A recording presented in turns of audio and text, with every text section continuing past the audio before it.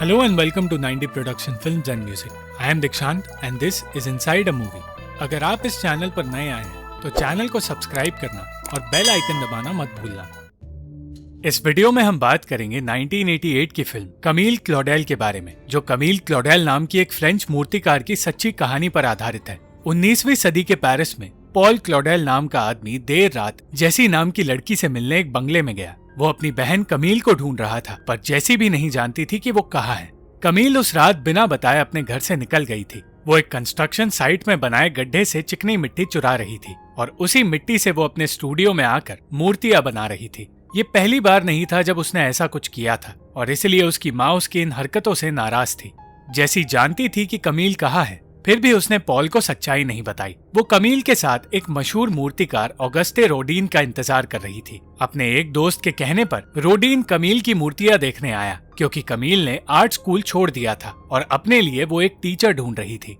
कमील आजादी से जीना चाहती थी, पर उसकी माँ इससे सहमत नहीं थी, इसलिए वो दिन रात उसे ताने मारती रहती थी। पर पॉल जानता था कि चाहे कुछ भी हो जाए, कमील अपने सपने को नहीं छोड़ेगी। वो खुद भी एक कवि बनना चाहता था, पर उसे भी उसके माता पिता ने आजादी नहीं दी। रोडीन कमील का टीचर बनने के लिए मान गया और उसने कमील को अपने वर्कशॉप में बुलाया। कमील हमेशा से ग्रेनाइट की मूर्ति बनाने की कला सीखना चाहती थी और ये मौका उसे रोडिन ने दिया। अपने सामने ग्रेनाइट देखकर कमील बहुत खुश हुई और उसने अपने लिए अपनी पसंद का ग्रेनाइट चुन लिया। पर जब रोडीन को पता चला कि कमील ने वो ग्रेनाइट चुना है जिससे मूर्ति बनाना सबसे मुश्किल है, तो वो हैरान हो गया। रोडिन के साथी लिमेट का मानना था कि ये कमील की नादानी है, पर रोडिन का कहना था कि उसने कमील का काम देखा है और वो जानता है कमील कितनी अच्छी कलाकार है। उसने कहा कि उसे सीखने की जरूरत नहीं, बस काम करने की जरूरत है। दिन रात कमील ग्रेनाइट से काम करती रही और कुछ दिनों बाद उसके पिता घर लौट आए। वो हमेशा से कमील को सपोर्ट करते रहे और इसी वजह से उनके और कमील की माँ के बीच हमेशा बहस होती है।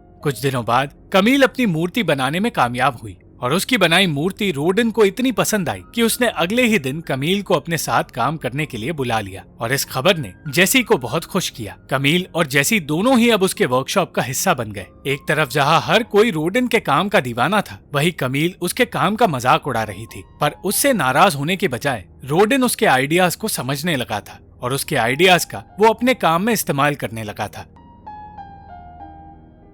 कमील के साथ वर्कशॉप में बदतमीजी की जाने लगी और उसे लगने लगा कि उसे कभी एक असली मूर्तिकार बनने का मौका नहीं मिलेगा, क्योंकि रोडिन का उस पर ध्यान ही नहीं। इस बारे में जब उसने पॉल से बात की तो पॉल ने कमील को संभाला और हिम्मत ना हारने की सलाह दी। कई दिनों तक जब कमील वर्कशॉप में नहीं आई तो रोडिन उससे मिलने उसके स्टूडियो चला गया। कमील ने अपने दोस्त जिगांती को मॉडल बनाकर एक नई मूर्ति बनाई। उस मूर्ति को देखकर रोडिन ने उसे नई चीजें सिखानी शुरू कर दी और कमील को वो टीचर मिल गया जिसकी उसे जरूरत थी। उस दिन से रोडिन ने कमील को अपने स्टूडियो में काम सिखाना शुरू कर दिया। एक रात रोडिन ने कहा कि जो चीजें उसने अभी अभी सीखी है वो कमील पहले से जानती है और इसलिए उसका मानना है कि कमील एक जीनियस बन सकती है।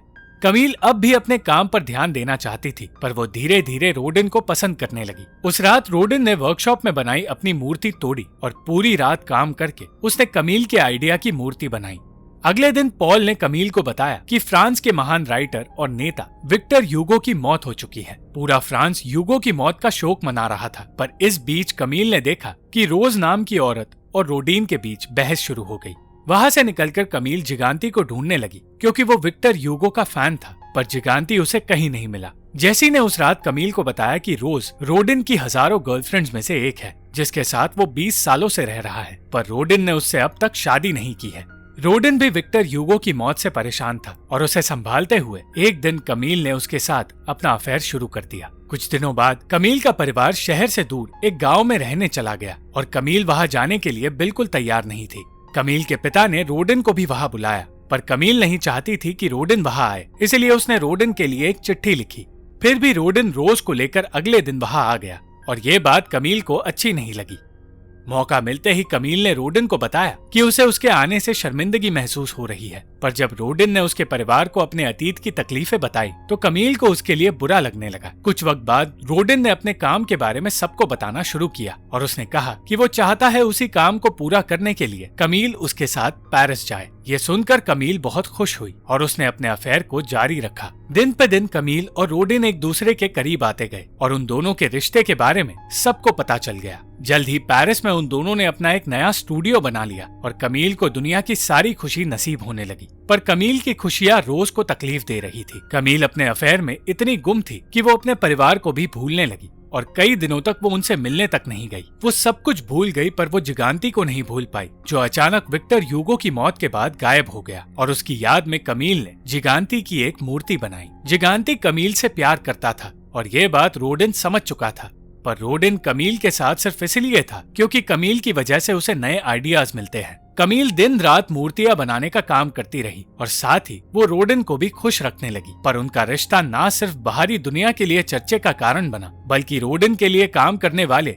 और रोडिन का खुद का बेटा भी उनके रिश्ते पर नजर रख रहे थे। पॉल अपनी बहन से नाराज था क्योंकि वो उसे भूल चुकी थी और वो पेरिस छोड़कर दूसरे देश जाना चाहता था।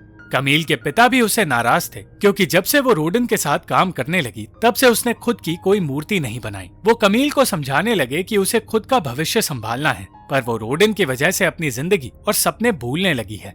कमील ने फिर भी रोडिन के काम में उसकी मदद करना नहीं छोड़ा। वो उसके लिए मॉडल भी बनी और फिर से अपनी जिंदगी उसने रोडिन को सौंप दी। पॉल जब रोडिन के वर्कशॉप में आया तो उसे समझ आ गया कि कमील अब सिर्फ एक मॉडल बनकर रह गई है, पर इस बारे में वो रोडिन से कुछ नहीं कह पाया क्योंकि रोडिन की ही मदद से वो दूसरे देश जाने वाला था। कुछ दिनों बाद कमील को पता चला कि वो प्रेग्नेंट है और इस खबर से वो परेशान हो गई। धीरे धीरे रोडिन उसके साथ भी वैसा ही बर्ताव करने लगा जैसा वो रोज के साथ किया करता था, पर चाहकर भी कमील उसे छोड़ नहीं पाई और एक रात उसने रोडिन से कहा कि वो उससे शादी करना चाहती है। इस बात का जवाब दिए बिना ही रोडिन दूसरे शहर एक एग्जीबिशन के लिए चला गया और तब वर्कशॉप में कमील को अकेले देखकर रोज ने उसे मारने की कोशिश की और जब वो उसे मार नहीं पाई तो उसने कमील के हाथ जला दिए। इस सब की वजह से कमील बहुत परेशान हो गई और एक दिन रोडिन को उसके बेटे ने बताया कि कमील अचानक गुमशुदा हो चुकी है। अपने बेटे के साथ जब वो वर्कशॉप लौटा तो उसे पता चला कि कमील रोडिन की मूर्ति बना रही थी और कमील के इस आइडिया को रोडिन ने रूप दिया,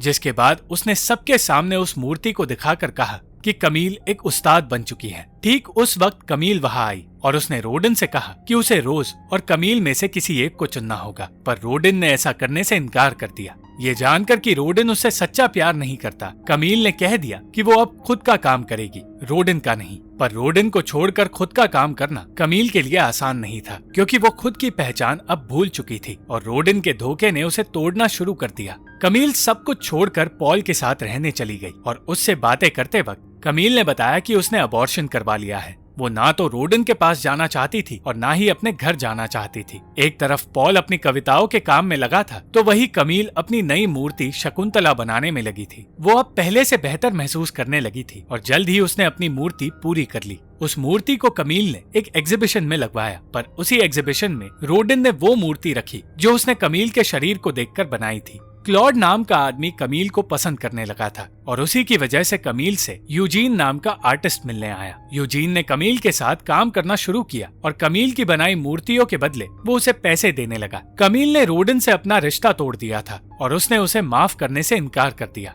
कुछ दिनों बाद पॉल पेरिस छोड़कर अमेरिका जाने लगा और उसके जाने से पहले कमील ने वादा किया कि वो और पॉल फिर से पहले की तरह खुशी से जीने लगेंगे। पॉल के जाने से कमील अकेली हो गई और इस अकेलेपन और रोडिन के धोखे ने उसे डिप्रेशन की ओर धकेल दिया। वो दिन रात मूर्तियां बनाने के साथ साथ रोडिन पर नजर भी रखने लगी और एक रात वो रोडिन के सामने आ गई। वो अपने आप को रोडिन से दूर नहीं रख पाई क्योंकि अब भी वो उससे प्यार करती थी। उसने रोडिन को बताया कि उसे जिंदगी अधूरी लगने लगी है और वो चाहकर भी खुश नहीं रह पा रही। पूरी दुनिया में ये बात फैलने लगी थी कि कमील दिमागी तौर से बीमार होने लगी है, पर उसकी बनाई मूर्तियां देखकर रोडिन को लगने लगा कि वो बीमार नहीं बल्कि एक जीनियस बन चुकी है और जीनियस हमेशा ही दुनिया को पागल लगते हैं। पर फिर रोडिन ने एक मूर्ति देखी जिसकी वजह से उसने अपना आपा खो दिया। उस मूर्ति में रोडिन, रोज और कमील के रिश्ते को दिखाया गया था और ये सोचकर कि उस मूर्ति से दुनिया में रोडिन की बदनामी होगी, उसने कमील को एक खराब कलाकार कह दिया। इतना ही नहीं, उसने कहा कि जो कुछ कमील को आता है वो सब कुछ रोडन का दिया हुआ है। यह सुनकर कमील ने भी अपना आपा खो दिया और वो दोनों एक दूसरे को अपना दुश्मन मानने लगे।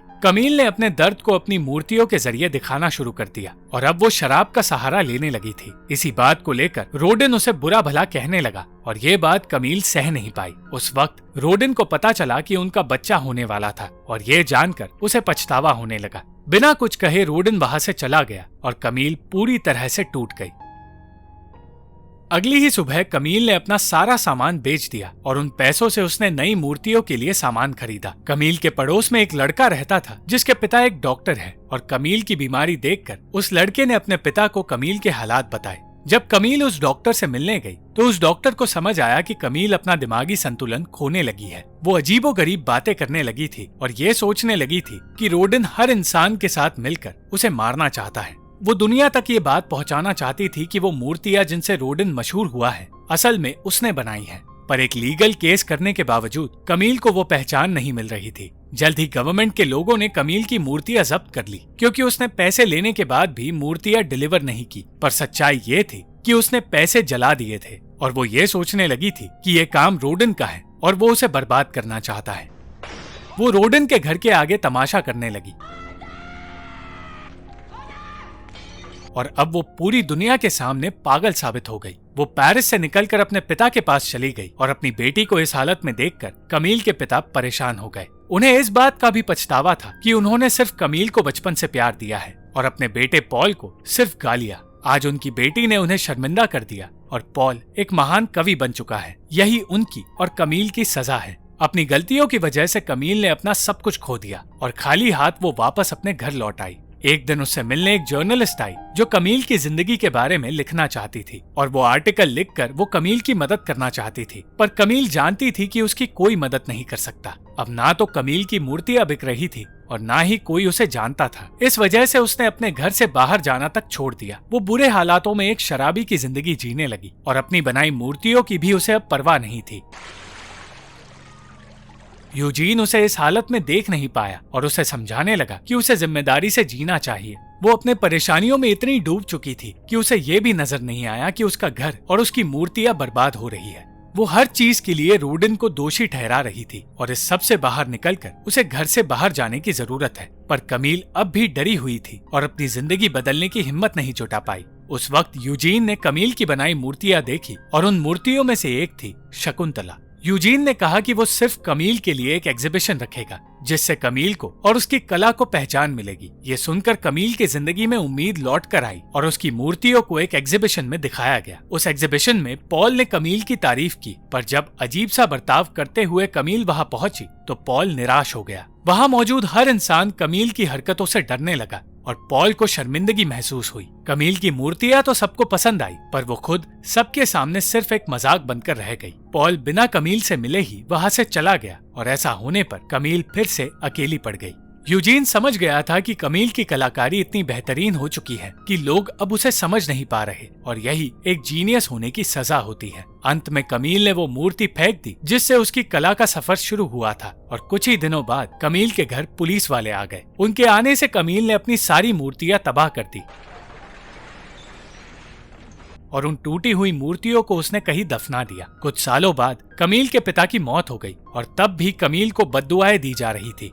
कुछ ही दिनों बाद पॉल को अपनी बहन कमील को एक पागल खाने में भर्ती करना पड़ा। वो लड़की जो हमेशा से अपने सपनों को पूरा करने की कोशिश में लगी रही, उसे अंत में कुछ हासिल नहीं हुआ। एक शराबी की जिंदगी बिताकर उसने अपना मानसिक संतुलन खो दिया और उसे दुनिया की नजरों में सिर्फ एक पागल की पहचान मिली। सालों तक कमील उसी पागल खाने में रही जहाँ ना तो उससे कोई मिलने आया और ना ही उसे बाहर की कोई खबर मिली। अपनी आखिरी सांस तक वो पॉल से बात करने की कोशिश करती रही और ये सोचती रही कि उसे पागल खाने में डालने वाला रोडन है। और 30 साल की सजा के बाद 1943 में कमील क्लॉडेल की मौत हो गई।